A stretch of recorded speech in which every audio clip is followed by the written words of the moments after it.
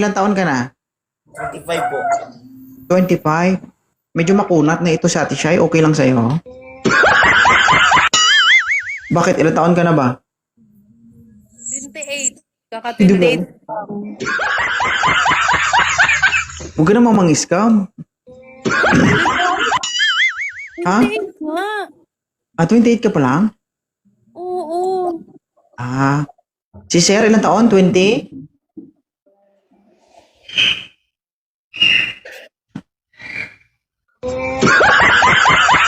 Ay, di punggal ka. Wala ka boses.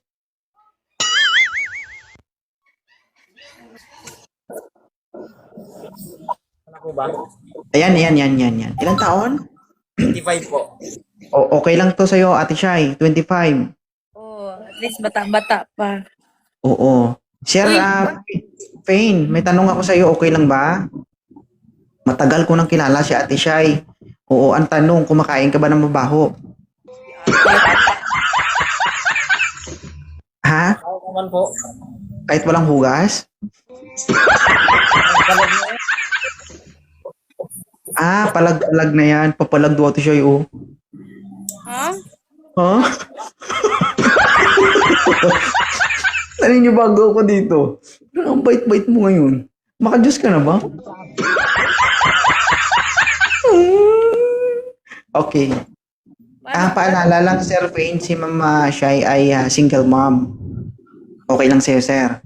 Yung nga po ang hanap ko, ikakapost ko nga lang po ngayon sa TikTok ko. Hanap single mom, 25 years old, may sariling bahay dito sa Cavite, work at Paranaque. No? Pwede na ito. Paldo. Anong trabaho ni Sir? Warehouseman po ng construction site. 4 years na po ako sa trabaho ko. Yun, may trabaho. Pero Sir, ilan po anak ni Mama Ate Shai? 3. Tatlo, Sir. Nag-aaral. Tapos ako nag-aaral din. At least may future. Pero siniraan mo na ako. Sabi mo mabaho. Tinitignan natin kung hanggang saan yung kaya niya. Kung kaya niya ba. Kahit mabaho. Kasi Okay lang. minsan napapagod ka maghugas. Di ba medyo mamoy-amoy talaga yun. Kita mo? Positive yung sinabi ko, di ba? Umamin siya. Okay lang sa'yo, Fain. Okay lang, o yan. Nadadala na po yan ng ano. Hugas. Hugasan mo na lang sa laway mo. Kinasiguro. Bibigyan na lang panghugas. Hugasan na nga lang, laway pa.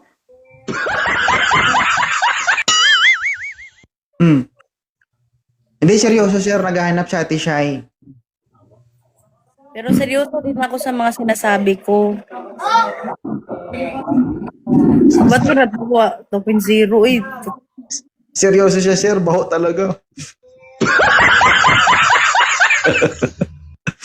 Okay lang yan, Sir. Okay lang talaga sa'yo. Okay lang yan. Nadadala naman yung sa pakiusap. Alam mo ko, Sir, bakit sabi mo baho? Alam mo kung bakit? Ano po? Test drive ko na yan. Test drive, sorry. Joke lang. Hindi. Oo. Si Masyati siya yung naghahanap. Matagal na siya naghahanap. Kaso, nagkaroon siya ng jowa. Kaso niloko lang siya. Yun nga po, narinig ko po ngayon sa usapan ko. Sawa na. Ikaw, baka magsawa ka ha? Yan. Basta seryoso naman eh, bakit naman magsasawa tayo sa ganyan? Mahilig ka ba sa dako, Sir? Oo naman, sir. Dako na. Dako. Sa Tagalog, malaki. Hindi ka na magsisisi kasi malaki. Di ba, Ate Shai? Oo, totoo. Oh, sabi sa'yo, na-test drive ko na eh. Joke lang. Joke lang. Oo. Ulat ako, itagal ko na sa'yo, boss, nakapalo. Ngayon lang ako na-update. Okay, ganun tapos sortihan kasi sir eh. Pero sir paalala lang. Kung sakali man, maging kayo, alagaan mo. Hindi po biro ang magkaroon ng girlfriend na single mom. Totoo. Tsaka sir, wala naman pong problema kung hindi sa'yo yung nauna eh. Hindi sa'yo yung naunang anak niya. Kailangan Diba? tanggap po siya kasama yung anak niya ganun. Kailangan Oo, paghirapan mo na lang yung magiging respeto ng mga anak niya sa'yo. Kasi kung inaasa mo yung respeto ng mga anak niya, paghihirapan mo naman yun eh. Sa'yo kasi manggagaling yun. Okay? So, hindi natin alam kung anong magiging future nyo. Baka ikaw talaga ay tinadhana sa isang single mom. 'Di ba? Tsaka yung isang 29 years old, itinadhana sa isang 25 years old, wala tayong magagawa. 29. Bakit? Kala ko nga 32 ka na eh.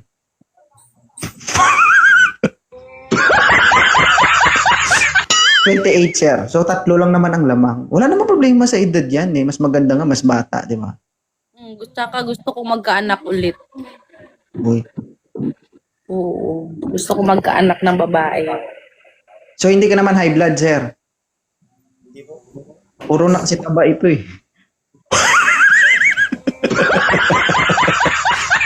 Alam mo, umakit dati sa akin dito yan, sir. Parang ting-ting yan. Hindi ko alam ngayon, parang lobo. Chat ako, papayat talaga. Papayat na ko ngayon. Like that. No. Mas gusto ko nga yung chubby. Yung talaga hanap ko. Gusto mo yung masebo, sir? Hindi ba mantika? Hindi, mabait din si Ate Shai. Alam mo ba si Ate Shai, sir, kapag nagmahal, ano yan, kumbaga, hands-on talaga yan sa pagmamahal. Sana, ang sinasabi kasi sila kapag love is unconditional. Pero, kapag pinagkitaan ka niya ng totoong pagmamahal, sana suklian mo rin. Kasi alam mo, sir, yung single mom kapag nagmahal, hindi basta-basta yan. Kasi ang hinahanap nila is yung pangmatagalan. Ayaw nila ng pangmadalian. Oo. Ay, hindi, wag. Gusto niya, sir, yung laplapan lang tapos iwanan. Hindi totoo. Kasi, guys, sa hirap po ng mga pinagdaanan ng mga single mom, hindi po yan basta-basta, mahirap maging nanay at tatay sa mga bata. Di ba? Tsaka mahirap po ang gawain ng isang babae kaysa lalaki. Saka sa totoo lang, guys, sila po yung matawag na padre de pamilya pagdating sa isang pamilya. Hindi po yung lalaki. Ang lalaki po ay matatawag na provider. Hindi po siya matawag na padre de pamilya. Bakit? Kasi napakahirap po yung trabaho ng isang nanay. Lalo na kapag isang single mom. Bakit? Kasi tayong mga lalaki, pag galing tayo ng trabaho, pagdating sa bahay, maupo lang tayo, mag-cellphone, magkape, manood ng TV. Di ba? Samantalang yung nanay, maglalaba yan, magluluto yan, maglilinis yan. Magpupuyat po yan sa mga anak nila. Di ba? At yun po ang hindi natin kaya. Pero hindi po sa lahat. May mangilan-ngilan na mga lalaki na tinatrabaho yung mga gawaing bahay, pero not at all. Di ba? Pero karamihan sa ating mga lalaki, ganun po yung ginagawa natin, tama? Tsaka hindi po natin kaya yung pasensyahan ng isang nanay o babae. Lalong-lalo ng isang single mom. Okay? So kapag napaibig mo si Ate Shai, napakaswerte mo. Bakit? Napakamaldita po yan, sir. Maldita yan kapag hindi kanya gusto. Pero kapag nagustuhan kanya, maniwala ka sa akin, hindi ka lang sasaya. Mata mo titirik pa.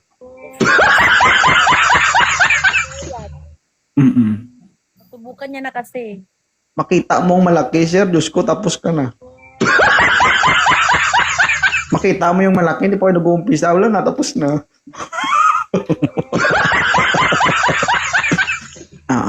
Ano masasabi mo, Ate Shai? May tanong ka ba kay Faye?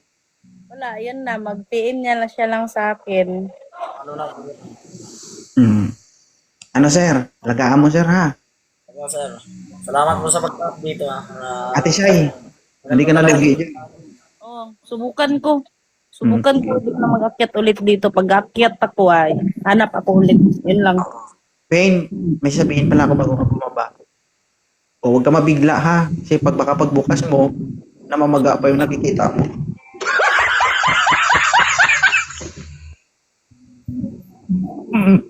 Sorry. Hindi, joke lang. Ako labog, uy. Ay, joke nga lang. Tinitignan ko yung reaction niya eh. Pero parang seryoso naman. Alagaan mo, sir, ha? Salamat, sir. Sige, salamat.